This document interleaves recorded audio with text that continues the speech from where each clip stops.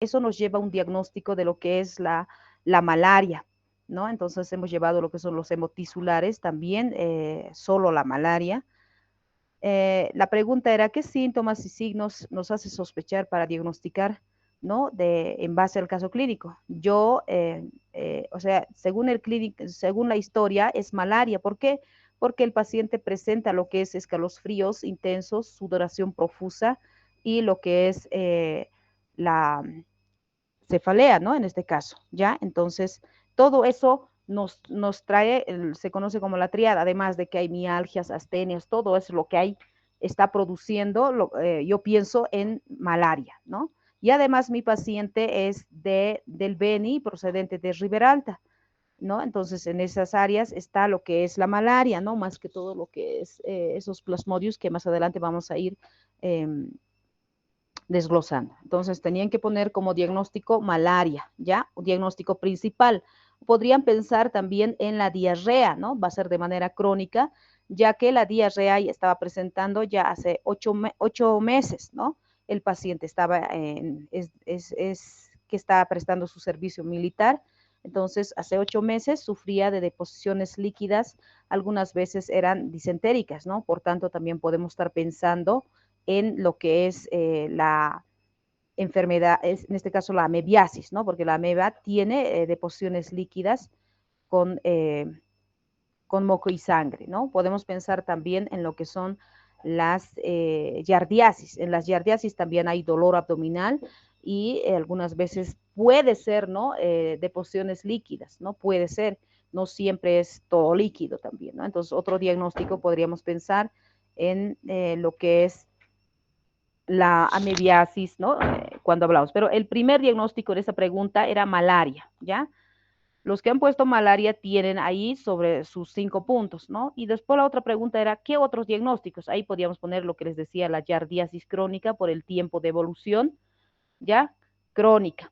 Y después, en este caso ya les decía, ¿no? Deposiciones líquidas, ocasionalmente con moco, que nos lleva a la yardiasis. Y si es con sangre, y hablamos de la amebiasis, ¿no? O puede ser Chagas agudo, porque dice acá otros diagnósticos diferenciales aparte de la malaria. O puede ser también lo que es, algunos han puesto lo que es la tricomoniasis, ¿no? Pueden poner tricomoniasis porque el paciente era promiscuo, ¿no? Tenía 22 años y cuando hablamos de promiscuidad quiere decir que tiene varias parejas, pero no ponemos tricomona porque el paciente es asintomático, tampoco podemos darlo tratamiento, ¿no ven? Entonces hay que hacer cultivo de la uretra, ¿no? De su secreción, pero si no hay que se llama la secreción, hemos dicho que podemos solicitar examen general de orina, ¿no? Entonces, así tenían que hacer, ¿no? Yardiasis, amebiasis o Chagas agudo porque hay, el paciente presenta adinamia, astenia, ¿no? Ya que en el Chagas agudo, por ejemplo, la clínica es, o sea, no presentan síntomas, ¿no? El 95% es asintomático, pero puede pasar como un cuadro febril, les decía, ¿ya? Entonces, la triada de la malaria, fiebre, o sea, decir, alzas térmicas, escalofríos y lo que es, que se llama la sudoración profusa, ¿no? Entonces, malaria. No hay donde perderse. Pero doctora, se le ha medido la temperatura y está 37,5 y eso es normal, pero hemos visto que la malaria hace cada 48 horas, cada 3 días, ¿no? Entonces, como ha pasado solo 2 días, ¿no? Solo, o sea, hace 8 meses sufre con deposiciones líquidas, dolor abdominal, todo eso, pero hace 2 días presentaba escalofríos y alzas térmicas. Y cuando ha llegado donde nosotros, ya no tenía fiebre. Se dan cuenta, chicos, ¿no?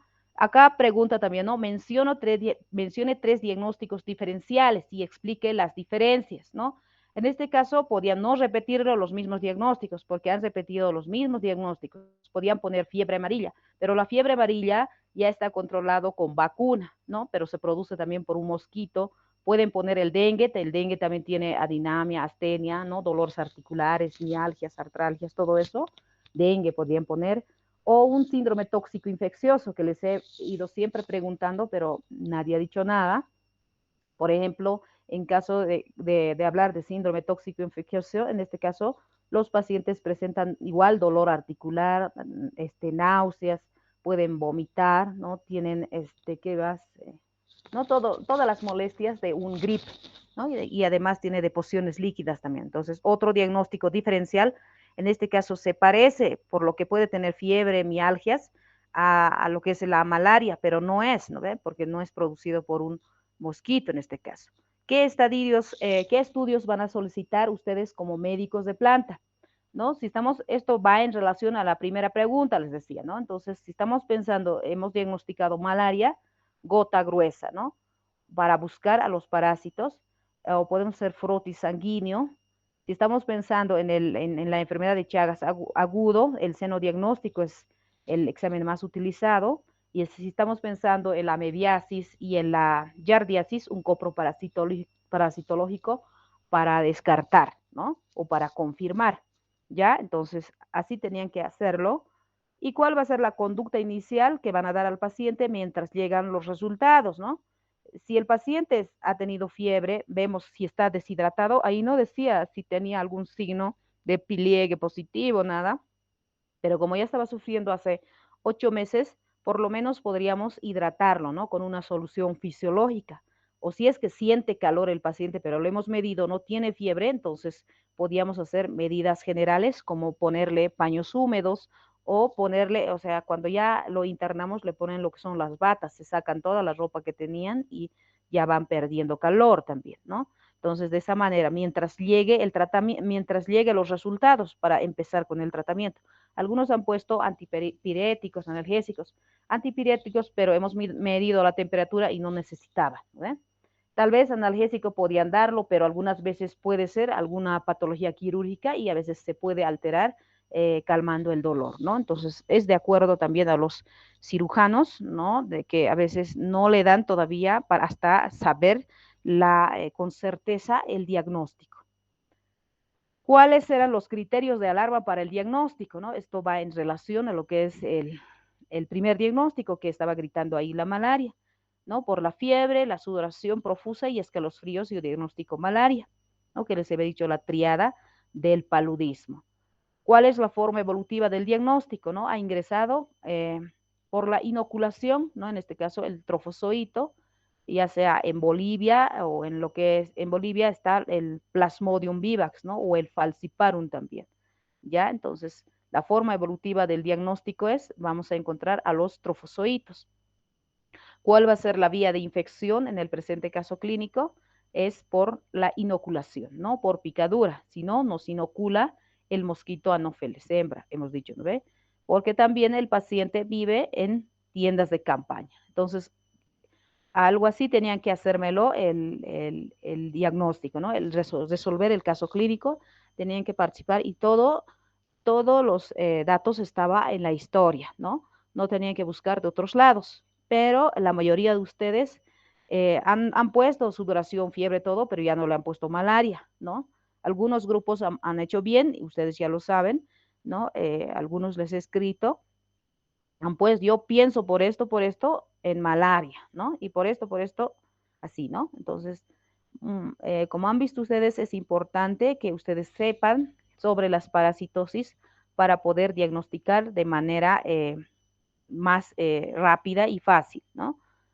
Entonces, espero que les haya quedado claro y a la siguiente, hoy vamos a avanzar lo que son los enteroparásitos y a la siguiente vamos a hacer igual resolución de casos clínicos. ¿Listo? Tal vez tienen alguna pregunta o quieren argumentar. Doctora, buenas tardes. Quería consultarle Buenas tardes. sobre un caso de los trabajos APA, doctora. Hemos estado ¿Ya? dudando entre nosotros, los compañeros nos habíamos reunido, ¿Ya? em, porque teníamos dudas si algunos trabajos se va a repetir. Entonces, eso no nos ha permitido avanzar. Por ejemplo, si otros grupos lo hacen el mismo trabajo, entonces creo que estaríamos redundando. Eso quisiera que nos apoye en estos momentos para definir. Y el otro caso es que si esta es dable hacer un trabajo descriptivo, de tipo descriptivo, entonces yo quisiera que nos esclarezca, doctora.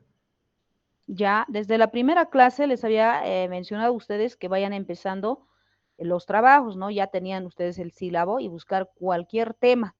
Ahora, de los temas en repetición, ¿no? Algunos grupos ya han mandado, digamos, qué temas están haciendo, ¿no? Y obviamente algunos lo publican y ya no van a realizarlo esos temas, ¿ya? Porque son bastantes parasitosis que estamos llevando y pueden ser cualquiera. Y ahora, por el tiempo, obviamente vas a hacer solo descriptivo porque ya no hay tiempo, ya se está acabando, ¿no? Entonces ya van a habilitar porque a la siguiente semana es el examen, ¿no? Entonces van a habilitar para el trabajo APA. Así que solo te queda ya hacer descriptivo nada más, que todavía no lo has hecho. Porque obviamente, ¿cuál es el objetivo del trabajo APA? Para que ustedes vayan realizando trabajos de campo, ¿no? Hagan investigación y se van acostumbrándose así en el pregrado y cuando ya estén cuando ya egresen en el posgrado es fácil, igual hay que hacer investigaciones, van a hacer diplomados, maestrías, ¿no? Doctorados y todo, igual se hacen investigación, los mismos, ya claro, más intenso ya va a ser, ¿no? Sus investigaciones que lo van a ir realizando. En la vida uno tiene que mirar eso. ¿Ya? Entonces, eso chicos. Bien, doctora, está bien, doctora, ya lo hemos esclarecido y ya creo que lo vamos a avanzar nomás, porque en eso no sabíamos, de repente, no hemos podido avanzar por ello, ¿no? ¿Ya?